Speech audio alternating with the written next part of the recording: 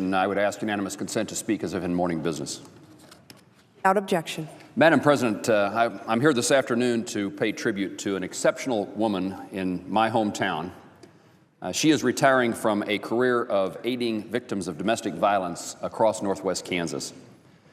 Charlotte Linsner of Hays, Kansas, is concluding more than 25 years of service to Options, domestic and sexual violence services, with half of her time in the role as its executive director. Back home, especially in the rural parts of our state where the doors are left unlocked and most people know everyone else, we often think that domestic violence doesn't occur on our streets or in our homes or to people and families that we know.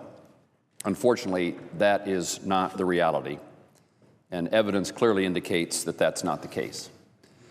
Since Options opened its door 30 years ago under the name of Northwest Kansas Domestic and Sexual Violence Services, 18,000 Kansans throughout our state's 18 Northwest counties have been assisted in seeking a safe environment.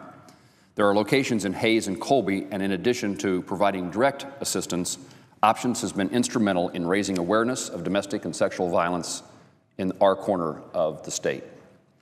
Almost from the very beginning, Charlotte was there working to help those in need. She has offered compassion and care and strength and hope to those who have walked through Options doors or called the hotline.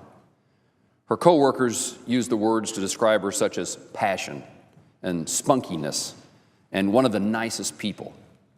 From my time living in Hays and visiting Options, I can attest to those attributes.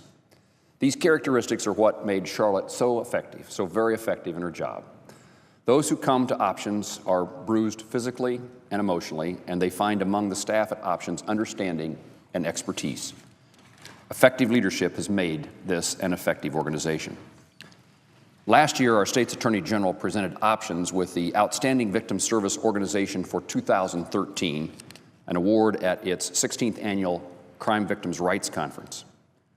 Mindful that domestic and sexual violence is a scourge not just in Northwest Kansas, but throughout our state and society, Charlotte told the audience, Options accepts this award in honor of all advocates and domestic and sexual programs across the state.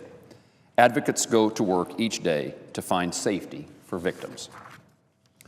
Charlotte would be the first to say that great things can't happen through one person's work alone. So I also wish to commend all who staff Options, who sit on its board of directors, who raise money, and the outside groups and individuals who tirelessly work to protect the vulnerable in our communities. I also want to acknowledge her husband, Larry, and her 4 children who have supported her as she has devoted so much of her life, so much of her time to helping other families. Charlotte's retiring, but not until July 1, and for as long as she's on the job, she's hard at work to solidify her agency's mission. She will lead a capital campaign with a goal of $250,000, and once the day comes, she will mentor the new executive director.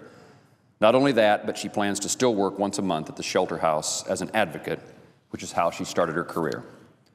Charlotte leaves huge shoes to fill for the next executive director. But with the foundation that Charlotte and others have laid throughout the community in community partnerships and generous benefactors, Options will be helping those in need, our neighbors, our friends, sometimes even our relatives, for years to come. Thank you, Charlotte. Best wishes. I'm glad you lived your life in a way that has committed to helping others. I yield the floor.